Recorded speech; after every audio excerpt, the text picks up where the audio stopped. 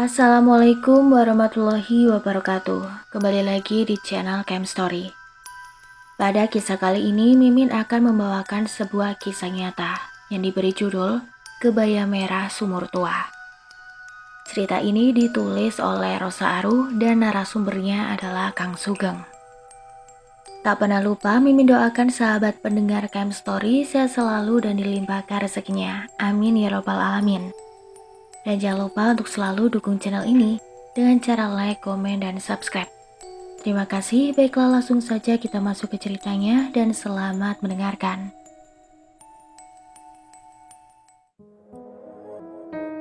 Ini adalah kisah nyata dari salah satu narasumber, namanya Kang Sugeng, yang kala itu masih berusia 17 tahun, pada tahun 2005. Dan Mimin akan bercerita dari sudut pandang Kang Sugeng ini. Baik, begini ceritanya.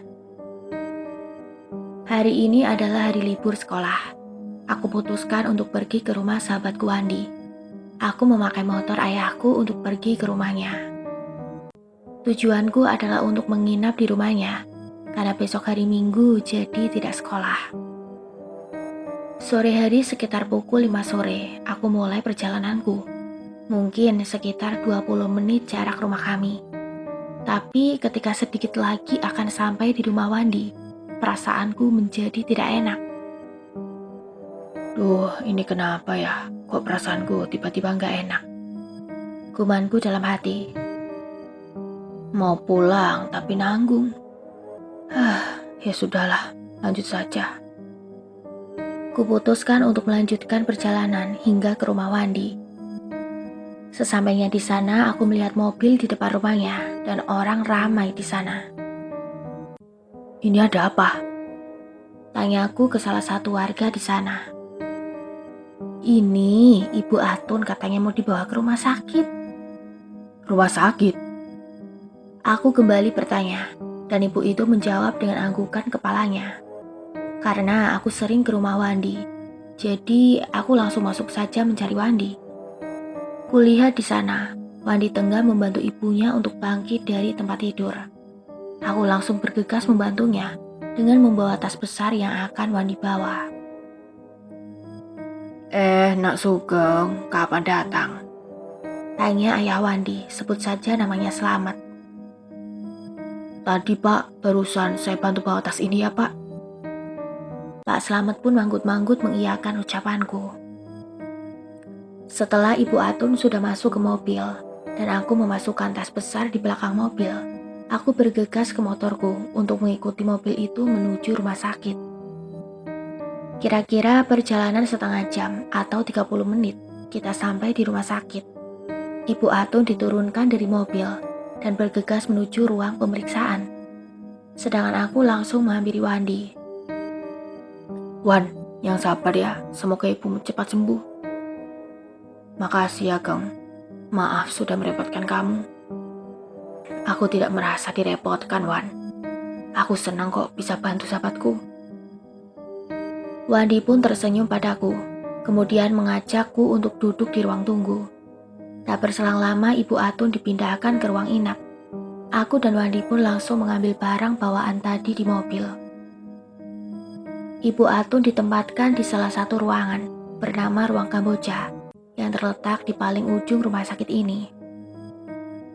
Sesampainya aku dan Wandi di ruangan itu, aku melihat Ibu Atun tengah mengobrol dengan Pak Slamet. Sugeng, kamu di sini? Sapa Bu Atun. Iya Bu, Ibu sakit apa? Yang kemarin itu belum sembuh Bu. Iya Geng, gak tahu kenapa bawaannya lemes. Istirahat yang cukup ya Bu, semoga cepat sembuh. Terima kasih Geng, maaf ya sudah merepotkan kamu. Saya tidak merasa direpotkan kok Bu, saya malah senang bisa bantu Ibu, Wandi, dan Pak Slamet. Ibu Atun pun tersenyum padaku. Kemudian aku dan Wandi menggelar karpet di depan ruangan Kamboja itu. Karena pada saat itu, aku dan Wandi merasa gerah kalau di dalam ruangan. Rumah sakit ini terlihat sangat ramai banyak orang yang menjenguk orang sakit. Dulu rumah sakit tidak ada batasan untuk orang menjenguk, jadi ramai sekali. Andaikan kita menjenguk orang sakit satu mobil penuh, maka semua orang itu bisa diperbolehkan masuk ke dalam area rumah sakit, terutama ruang yang dirawat inap. Jadi bisa kalian bayangkan betapa ramainya rumah sakit zaman dulu. Kalau sekarang yang boleh masuk hanya 2 orang atau beberapa, mungkin. Pokoknya tidak boleh sebanyak itu. Dan anak kecil juga tidak boleh masuk. Kira-kira sudah pukul 9 malam. Aku merasa lapar. Dan Wandi juga. Kemudian kami izin untuk membeli makanan kepada Pak Slamet. Di sini, aku memutuskan untuk menginap menemani Wandi di rumah sakit. Dan sebelumnya aku sudah menelpon orang tuaku di rumah agar mereka tidak merasa khawatir. Setelah membeli makanan, beberapa cemilan, dan minuman untuk teman kami mengobrol nanti malam, kami pun kembali lagi ke ruang Kamboja, lebih tepatnya di depan ruangan tersebut. Wandi pun terlihat memberikan makanan yang kita beli tadi kepada bapaknya dan memberikan air putih berserta cemilan kepada ibunya. Setelahnya Wandi keluar dan duduk bersamaku. "Wan, ibu kamu sakit apa sih? Aku kira kemarin itu udah sembuh, tapi ternyata malah sekarang dibawa ke rumah sakit. Kamu yang kuat ya, Wan?" Aku bertanya sambil menyantap makanan yang tadi kami beli. "Kata dokter sih, ibu kurang istirahat, Geng." Aku manggut-manggut mendengar jawabannya. Singkatnya, setelah kami selesai makan dan waktu berjalan kira-kira jam sudah menunjukkan pukul 11 malam. Terlihat rumah sakit mulai sepi pengunjung dan suasana mencekam dari rumah sakit terasa sekali. "Wan, kamu sudah ngantuk belum?" "Lumayan sih, Geng. Setelah kopi aku habis saja, aku mau coba memejamkan mata." Ya sudah. Aku merem dulu ya, Wan." "Iya, Gang, silakan. Makasih ya udah mau nemenin aku di sini." "Santai aja sih, Wan, sama aku." Aku tersenyum padanya dan mengangkat-angkat alisku. Aku tidak tahu berapa lama aku sudah tertidur, tapi aku sedikit terbangun. Kala itu aku mendapati suasana sudah sepi, yang sudah pasti Wandi sudah tidur juga. Posisiku tidur saat itu, kepalaku agak sedikit masuk ke dalam ruang Kamboja, sedangkan kakiku berada di luar ruangan. Kalian bisa membayangkan, seperti kalian tidur di depan pintu. Saat aku sedikit terjaga dan melihat sesuatu yang menurutku aneh. Kenapa aku bilang aneh? Karena di dekat ranjang Ibu Atun ada seorang wanita yang menggunakan kebaya berwarna merah. Sedangkan di situ, posisi Ibu Atun masih tidur dan Pak Slamet juga tidur di samping ranjang. Jadi, posisinya Pak Slamet itu kepalanya ditaruh di ranjang dan tubuhnya itu duduk. Sedangkan si wanita kebaya itu tengah berdiri menatap Ibu Atun. Awalnya aku masih berpikir positif, karena mungkin di pikiranku ini ya, itu salah satu orang yang sedang menjenguk Ibu Atun. Tapi, ketika aku sedikit mengarahkan pandanganku ke jam dinding yang ada di sana, ternyata jam itu sudah menunjukkan pukul 1:15. Otomatis, waktu besuk atau waktu menjenguk itu sudah ditutup dari jam 12 malam. Terus, ini siapa? Kenapa dia bisa masuk? Aku kembali memperhatikan wanita kebaya merah itu. Aku lihat dia mulai berjalan menjauh dari ranjang Bu Atun. Aku melihat betul wajah dari wanita yang memakai kebaya itu. Wajahnya cantik, tapi pucat. Setelah aku perhatikan jalannya, ternyata dia tidak menapak ke lantai. Di sini, aku langsung tahu bahwa sosok itu bukanlah manusia, melainkan makhluk halus. Di situ aku pura-pura tidur saja, karena aku merasa benar-benar takut. Tapi mataku ini tidak aku pejamkan semuanya. Ada sedikit melihat dengan mata yang kusipitkan. Semakin lama sosok itu berjalan mendekat dan akhirnya dia melintas di atas kepalaku. Rasanya aku ingin berteriak, tapi takut dan tidak bisa. Mungkin sekitar 5 menit aku berada di posisi yang sama. Akhirnya aku bisa menggerakkan tubuhku. Aku bangun dari tidur dan melihat sekeliling memang benar sepi. Tidak ada seorang pun di sana. Di dekatku hanya terlihat Wandi yang tengah tertidur dengan posisi mulut terbuka seperti minta makan. Sebenarnya di posisi ini, aku ingin membangunkan Wandi, tapi aku merasa kasihan. Kuputuskan untuk membakar rokok dan menenangkan pikiranku. Di saat aku menghisap asap itu, aku kembali memikirkan sesosok perempuan berkebaya merah itu. Hatiku bertanya-tanya, dan aku berpikir, mungkin itu leluhur dari keluarga Wandi yang ingin menjenguk Ibu Atun. Akhirnya tidak berselang lama, rokokku pun habis. Aku mulai merasa mengantuk lagi, dan kuputuskan untuk melanjutkan tidur tanpa membangunkan siapapun. Singkatnya saat terdengar azan subuh, aku terbangun dan aku sudah melihat Wandi duduk di sampingku. Kami berdua melaksanakan sholat subuh, kemudian bergantian menjaga Ibu Atun, karena Pak Slamet akan pergi melaksanakan sholat juga. Di saat itu, Ibu Atun masih terlelap tidur.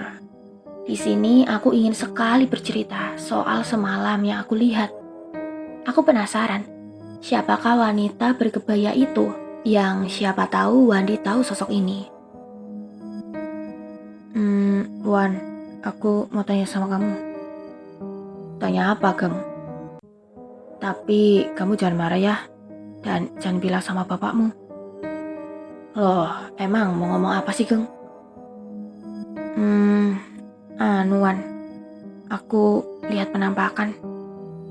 Penampakan apa? Tiba-tiba ada suara Pak Slamet di belakangku. Tentu saja hal ini membuat aku jadi gugup.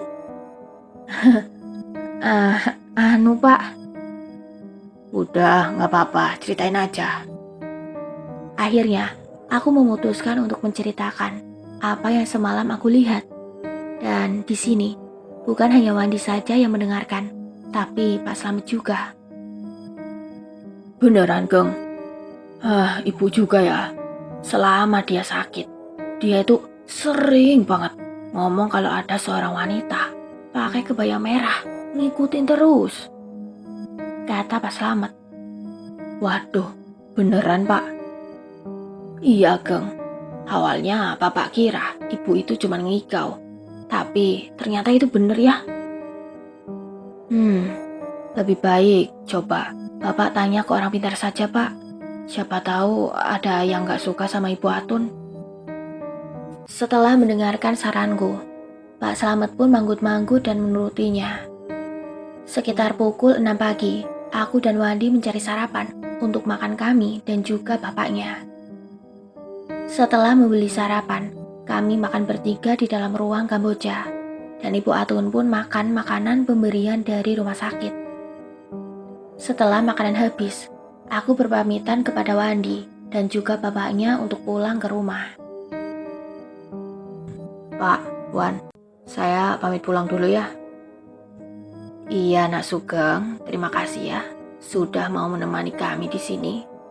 Jawab Pak Slamet. Iya Pak, sama-sama. Geng, tolong izinkan ke Bu Guru ya. Besok aku nggak berangkat, aku mau nemenin ibu lagi nginep di sini. Pinta Wandi. Oh iya, besok hari Senin ya Wan. Lebih baik kamu sekarang pulang saja ikut Sugeng. Yang jaga di sini biar papa aja. Kamu besok kudu sekolah. Jangan sampai ditinggal pelajaran, karena ilmu itu penting. Tapi Pak, aku kan pengen nemenin ibu di sini. Ibu nggak apa-apa, Wan. Mungkin besok ibu sudah boleh pulang. Orang ibu sudah sehat kok. Jawab Ibu Atun. Beneran Bu? Iya, ikut pulang sama Wandi. dan nurut sama bapak ya, sekolah. Setelah berpamitan, akhirnya Wandi ikut aku pulang. Di perjalanan, Wandi menceritakan bahwasanya ibunya ini memang sering melihat penampakan sosok wanita berkebaya merah. Katanya dia sering menatap ibunya dengan tatapan tajam.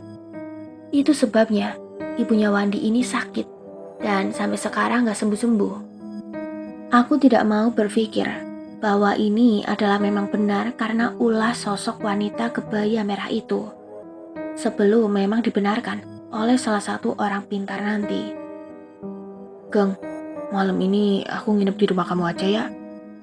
Lah, kenapa Wan? Kamu takut ya sendirian? Ya takut lah. Nanti kalau tiba-tiba perempuan kebaya itu datang, gimana? Ya udah Wan, kamu ikut nginep aja di rumahku. Tapi sebelum ke rumah kamu, mampir ke rumahku dulu ya. Aku mau ngambil baju ganti sama seragam sekolah. Aku mangguk-mangguk, lalu mengendarai motorku menuju ke rumah Wandi. Setibanya di sana, Wandi langsung mengemasi pakaiannya dan tak lupa membawa seragam sekolah. Di sini, karena aku merasa ingin buang air kecil, aku pun ke kamar mandi Wandi yang letaknya terpisah dari rumah. Di sini, aku merasakan hawa yang aneh. Ya, walaupun posisinya masih pagi, sekitar jam 10:30. Bulu kuduku berdiri dan semakin merinding rasanya. Aku cepat-cepat menuntaskan buang air kecil, dan setelahnya aku langsung berlari menuju ke rumah Wandi. Kamu kenapa, Geng?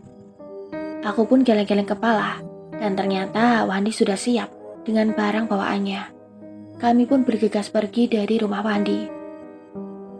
Aku singkat saja ya, setelah esok harinya aku pulang sekolah, dan memutuskan untuk menjenguk ibu Wandi lagi. Dan di saat aku bersiap-siap dengan Wandi di rumahnya, tiba-tiba terdengar suara mobil berhenti di depan rumah Wandi. Ternyata benar, ibu Wandi sudah dibawa pulang. Ibu Atun pun terlihat sehat, tidak seperti kemarin. Jadi langsung kusimpulkan dalam hati bahwa benar, wanita kebaya merah itu bukanlah sosok yang jahat, tapi adalah leluhur dari keluarga Wandi. Makanya ibunya cepat sembuh. Tapi dugaanku salah. Ketika malam hari, katanya Ibu Atun kembali menyebutkan bahwa ada sosok wanita berkebaya merah itu sedang memandangnya di sudut kamar. Cerita ini aku dapatkan dari Wandi ketika di sekolah, karena malam tadi aku tidak menginap di rumahnya. Mendengar cerita dari Wandi, seketika kembali aku mengingatkan apa yang pernah aku katakan kepada Wandi dan papanya untuk mencari orang pintar. Sepulang sekolah, aku ikut bersama Wandi untuk menyelidiki apakah Bapak Slamet sudah memanggil orang pintar atau hanya membiarkan Ibu Atun sembuh dengan sendirinya. Singkatnya, sesampainya di rumah Wandi, ternyata sudah ada orang pintar. Orang itu terlihat sedang berkomat kami di depan Ibu Atun yang tengah berbaring. Kira-kira 15 menitan orang itu menggumamkan mantra dari mulutnya. Kemudian dia berbalik dan memandang ke arah Pak Slamet. Pak, ini udah beres. Jadi benar istri saya kena guna-guna, Mbah? Bukan, Pak. Tapi ini adalah kesalahan istri Bapak sendiri. Apa? Maksud Mbah gimana? Iya, ini akibat ulah istrimu sendiri. Aku, Wandi, Ibu Atun, dan Pak Slamet menatap Mbah dengan tatapan kebingungan. Mbah, tolong jelaskan, apa yang sebenarnya terjadi? Coba kamu jawab, di belakang rumah ini, apakah ada sumur tua? Iya Mbah, ada. Kok Mbah bisa tahu? Pertanyaanmu lucu. Istrimu itu melakukan kesalahan dengan membuang bangkai tikus di dalam sumur itu. Kami menatap melongo orang pintar itu. Ada penghuni di sumur itu. Kemudian orang pintar itu mulai menceritakan asal-usulnya. Jadi, dulu sekali ada seorang wanita cantik yang suka memakai kebaya berwarna merah. Sebut saja namanya Nyimas. Dia merupakan kembang desa di masanya. Karena kecantikan yang dia miliki, tentu saja banyak pemuda yang menyukainya dan berlomba ingin mendapatkannya. Sampai akhirnya ada seorang anak juragan kaya yang melamarnya. Karena pemuda itu tampan dan kaya, tentu saja Nyimas mau menerima lamarannya. Dan akhirnya mereka menikah. Nyimas yang sudah menjadi istri seorang anak juragan kaya. Namun tetap saja Nyimas suka memakai kebaya berwarna merah. Bahkan semua kebayanya berwarna merah. Sempat suaminya meminta untuk mengganti warna kebaya. Karena banyak yang menyangka Nyimas tidak pernah ganti pakaian. Tapi Nyimas tidak menggubrisnya. Hingga memasuki 5 tahun lamanya mereka menjadi suami istri. Namun belum juga dikaruniai anak. Membuat banyak yang mempertanyakan kesuburan dari sang istri. Akhirnya keluarganya memutuskan untuk memanggil sesepuh desa untuk menanyakan solusi untuk masalah ini. Sesepuh desa itu menyarankan untuk membuat sumur. Nantinya akan digunakan sebagai mandi, minum, dan kebutuhan air lainnya untuk Nyimas. Dengan alasan untuk mensucikan sang istri. Dan setiap malam Jumat Kliwon, sumur itu diberikan kembang setaman untuk ditaburkan ke dalamnya. Akhirnya mereka sepakat untuk melakukan saran dari sepuh desa. Hingga berjalan 2 bulan melakukan yang disarankan sepuh desa itu. Namun, belum ada tanda-tanda Nyimas mengandung. Sampai akhirnya 1 tahun setelah pembuatan sumur itu, Nyimas belum juga mengandung. Suami Nyimas merasa kesal, karena itu dia mulai berselingkuh untuk mencari istri kedua agar bisa memberikannya keturunan. Mengetahui itu, Nyimas sering menangis dan melamun di sumur itu. Nyimas berusaha tetap tegar ketika sang suami berkata akan meminang seorang wanita yang menurutnya bisa memberikannya keturunan. Dengan berat hati, Nyimas mengiyakan karena merasa dirinya tidak bisa memberikan keturunan. Sudah ditetapkan bahwa 2 bulan lagi dia akan dimadu oleh suaminya. Selama 2 bulan itu Nyimas selalu menangis di sumur itu meratapi nasibnya. Hingga akhirnya dia memutuskan untuk menenggelamkan diri di dalam sumur itu. Dan sumur itulah yang menjadi tempat peristirahatan terakhir Nyimas. Walaupun jasadnya sudah diangkat dan dimakamkan secara layak, namun arwahnya masih menghuni sumur ini. Apalagi dia meninggal dengan bunuh diri. Penjelasan orang pintar itu, kami semua manggut-manggut dan mengerti sekarang alasan Ibu Atun yang selalu diikuti sosok wanita kebaya merah. Lalu bagaimana agar istri saya nggak diganggu lagi, Mbah? Tanya Pak Slamet.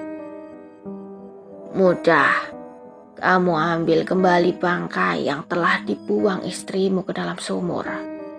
Lalu adakan pengajian untuk mendoakan Nyimas, serta ambillah kembang setaman untuk kamu taburkan di sumur itu sebagai permintaan maaf. Mendengar itu tentu saja Pak Slamet mengangguk-anggukkan kepala. Apa bangkai itu masih ada, Mbah? Cari saja. Dengan nada agak meninggi.